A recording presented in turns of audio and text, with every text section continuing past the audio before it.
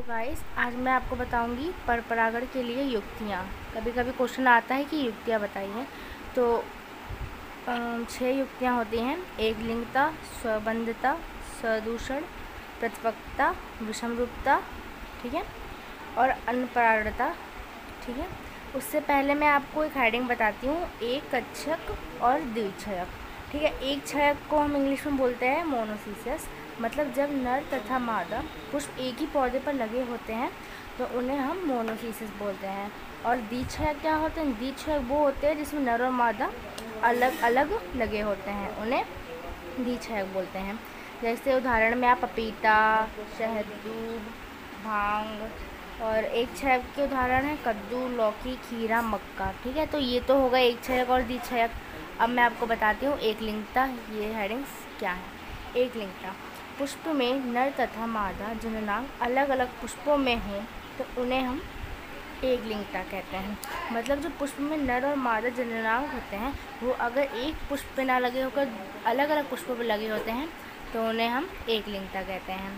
दूसरा हमारा है स्वबंधता, ठीक है। स्वबंधता मतलब सेल्फ इनकॉम्पेटिबिलिटी, पुष्प का निषेचन, मतलब जो निषेचन की क्रिया होती है उसके परागकणों के द्वारा नहीं होता है, लेकिन जब यही परागकण उसी जाति के दूसरे पुष्प पर जाते हैं तो अंकुरित हो जाते हैं।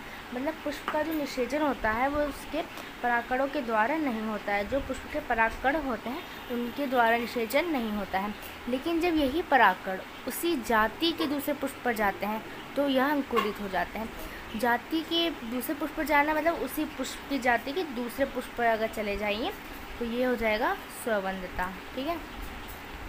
दूसरा हमारा है सदूषण, मतलब सेल्फ पॉलिनेशन। जब एक पुष्प के परागकण उसी पुष्प के वर्तिकाग्र पर पहुंचते हैं तो विष का करते हैं, जिससे पुष्प का सूख जाता है। मतलब विष का काम करते हैं जिससे पुष्प सूख जाता है। जब एक पुष्प के परागकण, जो पुष्प के परागकण होते हैं वो परागकण उसी पुष्प के वर्तिकाग्र पर जब उड़ के पहुँच जाते हैं तो वह विष का काम करते हैं, जैसे पुष्प सूख जाता है, मतलब उसको जो पुष्प होता है वो सूख जाता है, मतलब वह पुष्प खराब हो जाता है, ठीक है। प्रतिपक्ता मतलब डाइकोगेमी, द्विलिंगी पुष्पों में मतलब जो दो लिंगों से बने होते हैं द्विलिंगी पुष्प, उनमें नर तथा मादा जननांगों के अलग अलग समय पर पकने को प्रतिपक्ता कहते हैं।